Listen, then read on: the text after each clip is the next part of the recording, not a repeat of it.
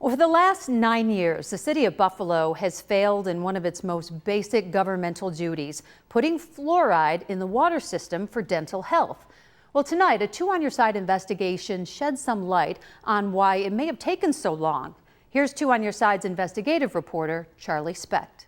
Last year, when my reporting revealed the city of Buffalo quietly stopped fluoridating its water in 2015, Mayor Byron Brown took responsibility. You know, the buck ultimately stops with me. But the man the mayor appointed as chair of the water board 17 years ago was Oluwole O.J. McFoy, who we asked about the fluoride failure in April. Do you feel that, as the water board chairman, that this whole thing, that you bear some responsibility for dropping the ball on this? I appreciate that question. No, we actually, as a team, make sure that we are doing our due diligence whenever we're doing changes. What we didn't know then is that McFoy has been keeping an extensive travel schedule the whole time the city's water has been without fluoride. We dug through travel records showing that McFoy has been to various water conferences around the country, all at taxpayer expense. McFoy is paid $130,000 a year as GM and CEO of the Buffalo Sewer Authority. That agency's meeting minutes show McFoy spent 297 weekdays traveling to various water conferences across the U.S. Since 2016, he's traveled to 23 states, a total of 55 work trips.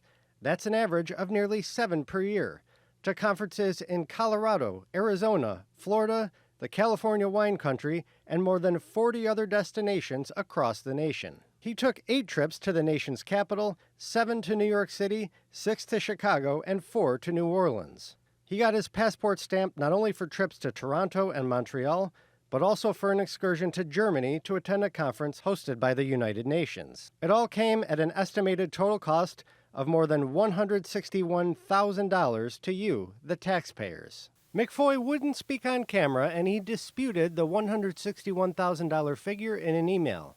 When pressed, though, he could not come up with a better overall estimate. McFoy said the travel was, quote, necessary to securing over $250 million in grants in the last 5 years. And he said he's not alone, pointing out in his email that, quote, anywhere between 1 and 10 individuals travel to conferences, not just myself. Public records show McFoy travels more than any other sewer employee, though he's right about not being the only one. The Sewer Authority Board in 2019 approved a trip to New York City for McFoy and 9 others to attend, at a cost of not to exceed $25,000. In 2021, McFoy and 8 others attended a water conference in Chicago.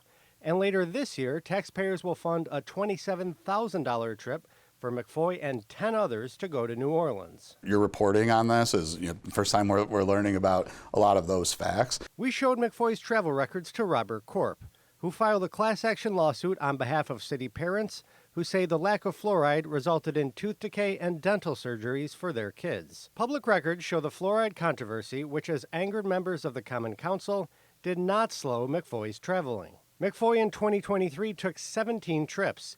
He was gone from City Hall a total of 69 weekdays that cost taxpayers an estimated $40,000.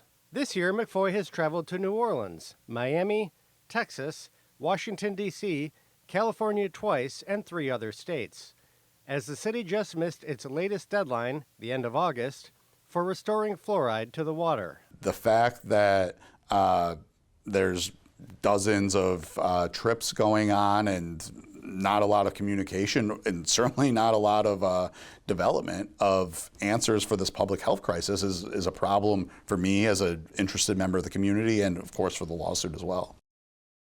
Now, McFoy in his latest email said Buffalo Water will be corresponding with the media in the coming days regarding the restoration of fluoride. But if McFoy wants to be there in person, it will have to wait a few days. That's because until Thursday, he'll be at a water conference in Aspen, Colorado. Mary Alice? It seems like a lot of travel, but I have a question. How did you happen to go down this road? What made you look into his travel? Well, this actually started with a tip saying part of the reason it was taking so long to fluoridate the water is because the city's water and sewers is often not in City Hall. So we got those travel records, which in this case showed the tipster was absolutely right. In this era of technology and Zoom meetings, it seems incredible that he would be on the road so much, but hopefully at some point he'll sit down with you and explain. There may be a good reason. I hope so. That invitation is still open. All right, looking forward to a great report. Thank you, Charlie.